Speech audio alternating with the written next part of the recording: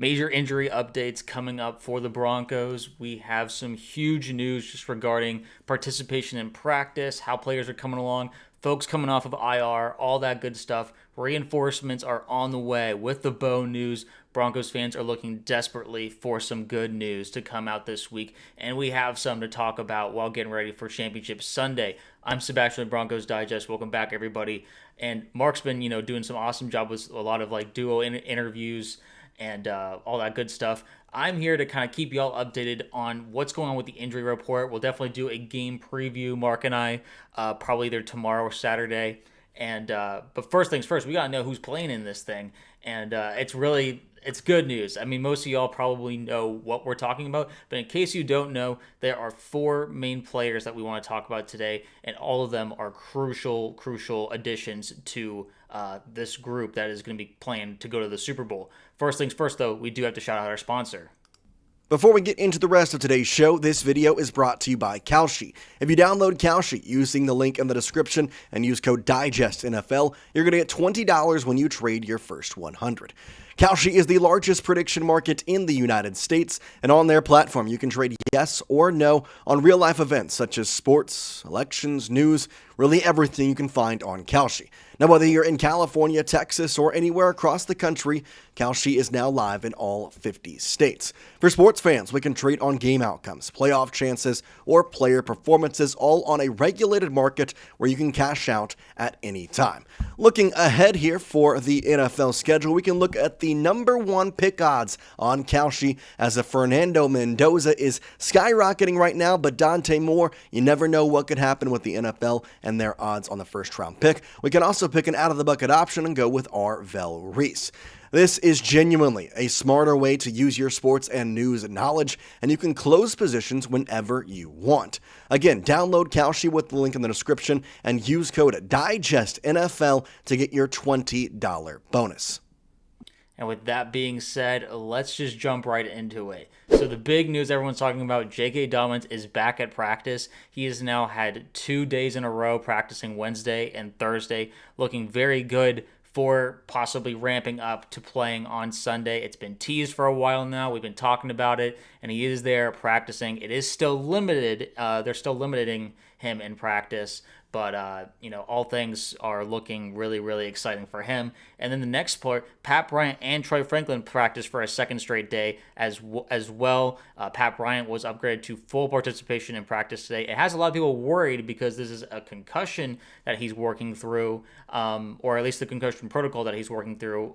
It's making it seem like maybe it wasn't so bad. He was taken out of the Bills game pretty early, and it would be a massive boost to the receiving room to have not just Pat Bryant, but also Troy Franklin there, who's dealing with a hamstring. And so even just a limited amount of participation or reps from them in the game will mean a ton, because we need all the help that we can get to give Jarrett Stidham the best chance of winning against the Patriots.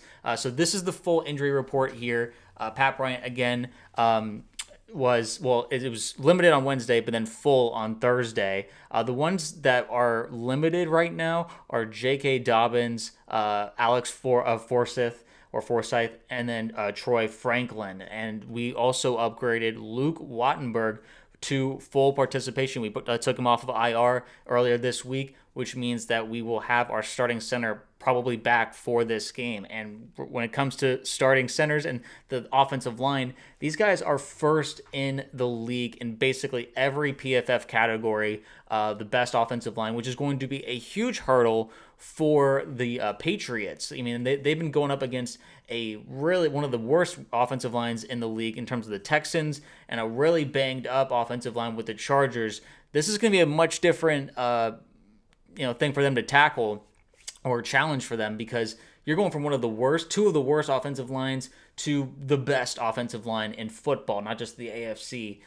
So it's going to be, and they're at an away game in Mile High. So, really one of the biggest compliments that Bo Nix has gotten is that he doesn't get sacked very often. He's the least sacked quarterback in the league. That is due to Bo being really good about not taking sacks, but also his offensive line just giving a plethora amount of time, and they know that's just going to be something that they need to do if they want to be able to throw the ball effectively on Sunday. And then lastly, the Denver Broncos are currently 4.5-point home underdogs in the AFC Championship against the Patriots. Home dogs at least 4 points in the NFL by at least 4 points in the NFL playoffs are 10-0 covering the spread, and 6 outright wins over the past 50 years. So there's only been 10 home underdogs in the playoffs, and but 6 out of 10 times that home underdog ended up winning. So we know that the Broncos have one of the best home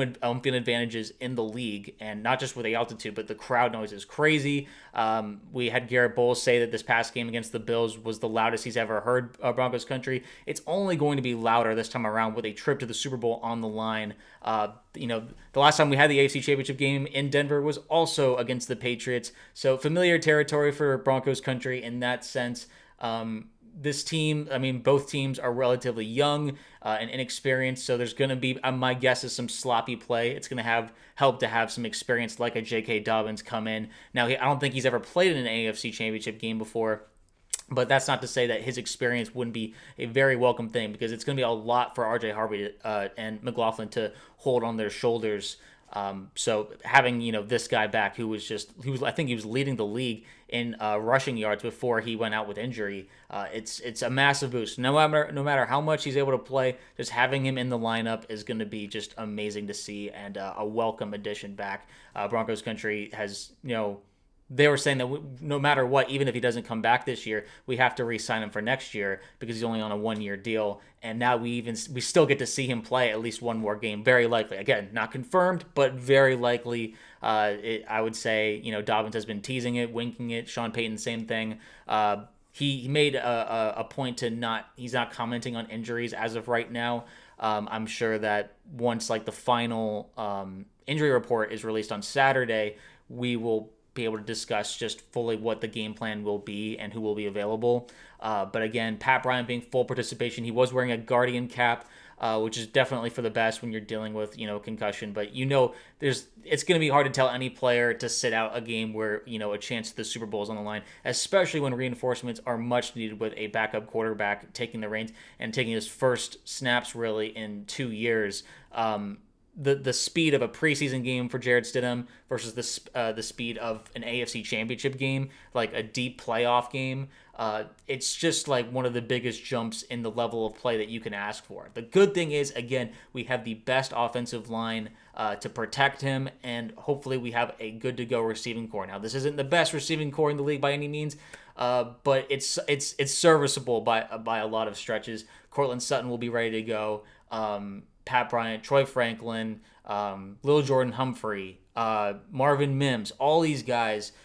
They're a group, they're a committee, and I think that there's going to be just a lot of really encouraging play by our guys. Again, J.K. Dobbins, if we can keep this run game at least effective, getting first downs in the run, I think that there's a big chance that the Broncos are possible AFC champions come the end of Sunday. So again, Pat Bryant, full participation, very likely he will play. And Troy Franklin, we'll see, still limited with his hamstring. My guess is he will play or he'll be available, but at the very least he will be limited in his availability and will probably be on a snap count, because hamstrings are something you don't want to mess with, and especially if we win and are playing in the Super Bowl, then you're going to want him available for that. But at the same time, that's a 2 weeks rest between the AFC Championship and the Super Bowl.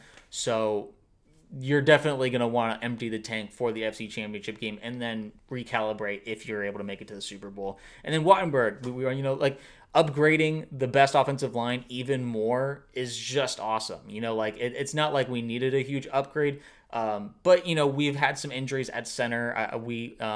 Forsyth went down in the Bills game, and so I think he came back anyway, though. But to have Wattenberg back, okay, we are chilling. We've got that locked up. So it's exciting, man. The offensive line's looking good to go. Really, the only question is, will Jarrett Stidham perform? Will he be ready for the moment? I believe he is. I believe he will be. Sean will have him ready. He has a good track record with backup quarterbacks. Obviously, this situation is very unique and very different than what Broncos fans or really any NFL fan has experienced. which kind of makes it fun. I think there's no guarantee you'll ever be back in an AFC Championship or in the Super Bowl. I think it's naive to think that's the case. Like, look at the Lions. Everyone assumed that they would be back in the NFC Championship game, and they haven't been back since. They blew that 17-point lead. So you want to take advantage of the moment that you're in. Like, we're in this game. Let's try and win it. Let's not try and be like, oh, house money. No, like, we'll be disappointed if we lose, not just like because we have a backup quarterback, but because like this is a great opportunity. And so anyway, I'm looking forward to having all these guys back, very likely. And, Stidham, he's, talking with a lot of confidence this week. And he says he's practicing like he's starting every single week. I believe him when he says that. There's been a lot of players who've played with him over the years who've complimented his, his mind and just the way that he's able to analyze the field and go through the reads. It's just a matter of, okay, how's he going to zip it? Is he going to kind of throw over the field, or is it going to be a run-heavy game? My guess is you get his confidence up and get him used to the speed of the game by, committing to the run first. And the Patriots, they know that's probably what we're going to be doing. So, Sean, I trust you. And lastly, before we go, I do want to mention that Sean was not nominated as one of the coaches of the year this season. They released 5 coaches, and Sean was not one of them. And I feel like he won't mention it, but that's probably something that's going to be in the back of his mind. Like, okay, you don't think I'm that caliber after like a 14-3 year season. We're paying Russell Wilson $32 million in dead cap, and we still are here hosting the AFC Championship game in the 1 seed. Like, okay, you don't think I deserve a Coach of the Year nomination, much less a win? Let me show you what I can do with a backup quarterback with a trip to the Super Bowl on the line. So I hope that he's going to use that as bulletin board material, and we'll see what happens. But I'm excited. The Broncos have a lot to gain, and I hope that they don't take we have nothing to lose. I want them to still play smart, but also play free, and we'll see what that ends up entailing. But we'll preview the game some more in some coming videos. But this is a lot of really positive stuff and positive news after the Bo Nix injury. So, but until next video, guys, we'll see you then.